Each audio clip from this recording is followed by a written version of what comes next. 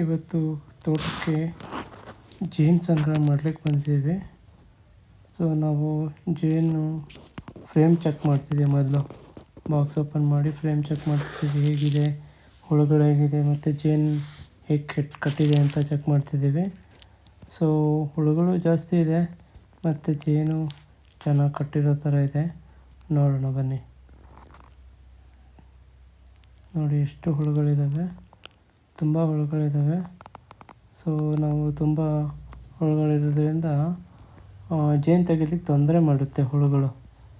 So ಹುಳುಗಳು ತೊಂದರೆ ಮಾಡುತ್ತೆ ಅಂತ ಈ ಥರ ನೀಟಾಗಿ ಹೊಗೆ ಹೊಡ್ಕೊಳ್ತೀವಿ. ಇದರಿಂದ ಹುಳುಗಳಿಗೇನು ತೊಂದರೆ ಆಗೋಲ್ಲ. ಒಂದು ಅರ್ಧ ಗಂಟೆ ಹುಳುಗಳು ಸ್ವಲ್ಪ ಮಂಕಾಗ್ತವೆ.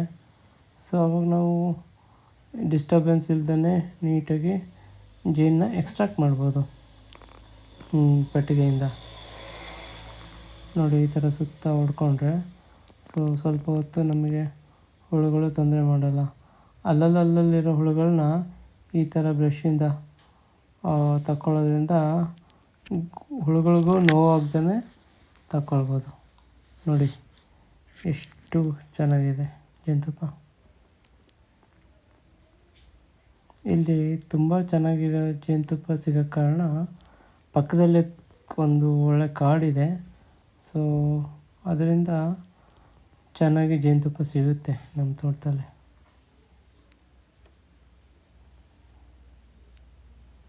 ನೋಡಿ ಎಷ್ಟು ಚೆನ್ನಾಗಿದೆ ಜೇನುತುಪ್ಪ.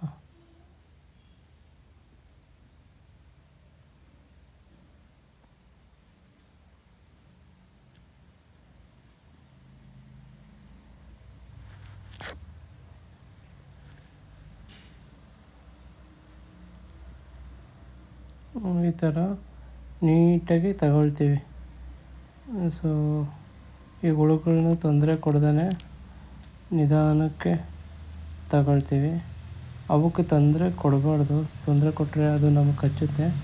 ಸೊ ತೊಂದರೆ ಕೊಡ್ದೇ ನೀಟಾಗಿ ಈ ಥರ ತಕ್ಕೊಂಡು ಎಕ್ಸ್ಟ್ರಾಕ್ಟ್ ಮಾಡ್ತೀವಿ.